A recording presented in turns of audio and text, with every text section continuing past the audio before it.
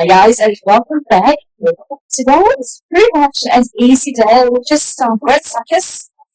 Just want to do our grocery shopping. Nothing major. Oh, we bought multi sausages. For anyone who doesn't know, multi sausages are raw sausages. But I mean, I've tried. They're okay, but unless you fry up with them, it feels like you're eating raw sausages. Well, it is sausage, but it's because it has salt and everything else in it. It's kind of like a preserved sausage. Cute, yeah. Beautiful sausage. I grew up with Thailand. Yes. Yeah, not many people do unless you're in my states. Unless you fry up, it's not something you're going to go. Sausages, I'll eat it raw like that. Yeah, it's a traditional. Okay, so this week I've sent him to go and grab a coffee, and I said, "Oh, look, I chew this, and I chew plastic." I said, "That's right, yes, I am plastic. So I'll just have a coffee." And that's all I have. Coffee. I know it feels like such a waste. Such nice things. I'll drive fast on the way back. No, I don't drive It's fast on the way. So he was asking me earlier when we were outside, something about plastic. And then he gets into the supermarket and he's zooming around. So I'm back because I said fasting. So he went fasting. Yes. I have to shop faster. That's I hate shopping. So faster shopping is good shopping. Oh, yeah. Just in time to get So we're ready for our coffee.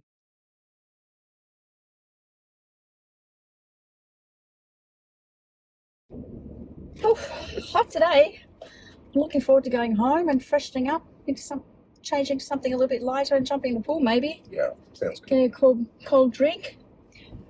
So we basically just finished off our grocery shopping. We went to Laylaw where we go and get our Iraqi bread. They make the best and freshest Iraqi bread I've ever tasted anyway, we've ever tasted. And but you have to be lucky that you don't go in behind someone who's shopping for the whole family, because they walk out with like bags, bundles of the bread, and then there's none left and we just need one. So that's funny. Before we go though and wrap this video up for the week, I thought we'd fill you in on what we're doing about the caravan, because I did sort of in that video clickbait a little bit saying that we're buying a caravan when we kind of reviewed it and thought really for the amount of times and the way we like to travel, we would probably end up with an RV if we bought one, and that's a huge investment compared to a normal caravan. Yeah. If we bought a normal caravan, we probably also need to look at the vehicle we own and get a much bigger vehicle to tow a caravan the size we would want to own. Yeah. When you look at that and that investment, unless you're using it a lot, it's probably more economical and cheaper when you work out the cost of actually travelling when you can travel, staying in a nice hotel. Yeah, or even if you want to stay in a caravan park, actually hire a unit. Or if because we we used to do that. An RV, I think, and we might do that for a holiday experience, Rent one. hire one and get the experience of it, which might change our opinion, maybe something we decide and want to do. Yeah. We've never really done it to know.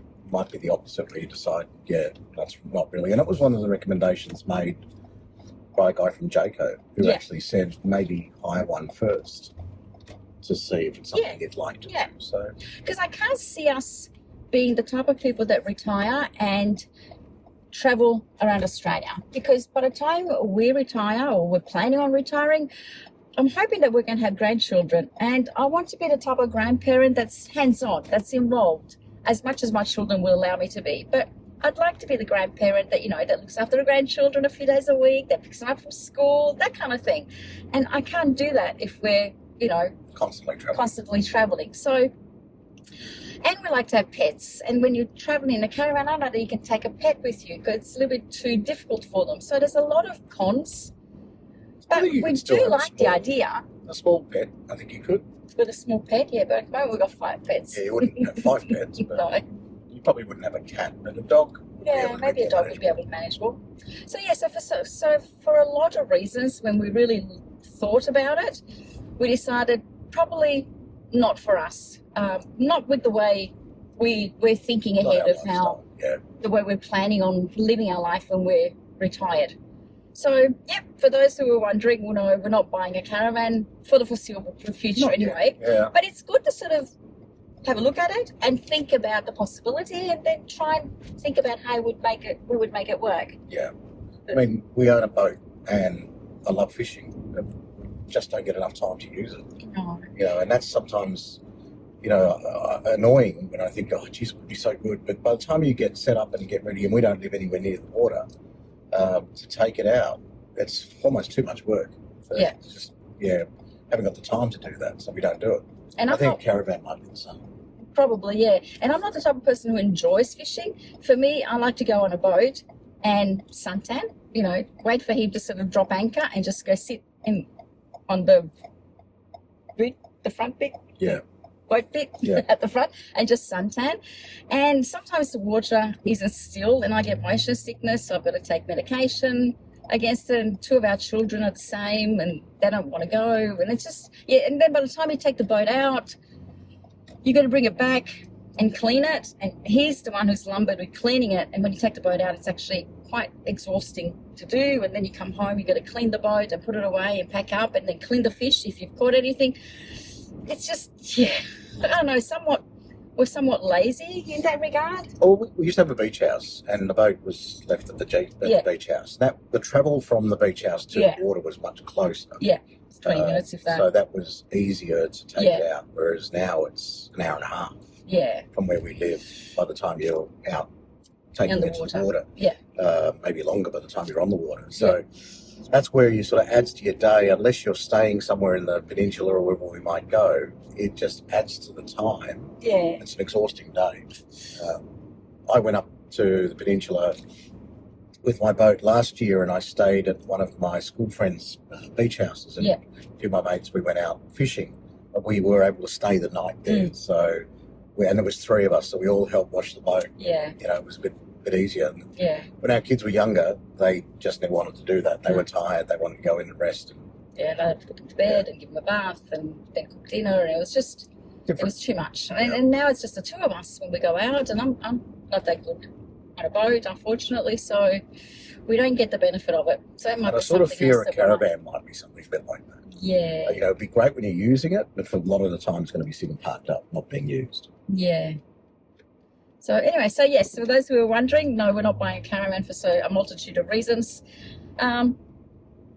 But who knows? Maybe things might change, but we can't sort of see it happening. It's just not us. I think unless you've grown up using a caravan and you've used it when the kids were little and then they grow up with that experience, then it might be a different story. But for us, it didn't work. We didn't make it happen like that. So anyway, that's our day today. So we're going to go home, jump in a pool. It's a hot day, and then have a very light, easy breezy dinner. And get ready for the week. Until next time, thank you for joining us today. Bye. Bye. Okay, Chef. Okay. Take over. Take over. Chef Kevin, take it away. So I'm going to show you how to make a Maltese eggplant dip that my mum actually showed me how to do. And I have to do it in the Maltese accent, because that's a Maltese dish. So all you have to do is you get the knife and you make a couple of pricks into it, just like that. And you do that for all your eggplants. And you do the same for the onions. It's actually a very simple dish. That's why I learned how to do it when I was a kid from my mum. That's it. And then 3 eggplants, 2 onions. You leave it with the skin on, gently, without getting your hand. As it cuts out, if you get your hand. And then the same again. The oven on to about 180 for about 2 hours. That's it. That's all you have to do in there. And then later, when it comes out of the oven, it will be very shriveled up, and you cut it, scoop out the middle, you clean and cut open the onion, And then you add a bit of fresh garlic, some extra virgin olive oil, and you use the, what's it called, the bamix, and you mix it in a bowl, and it comes beautiful. You put it in the fridge. Very nice. Thank you very much. Okay, and that's it. Now you just leave it in the fridge for a little bit until it goes cold, and then it's ready for the guests to enjoy. And what's it called in Maltese? It's called eggplant dip. I don't know. Thank you, Chef Kevin.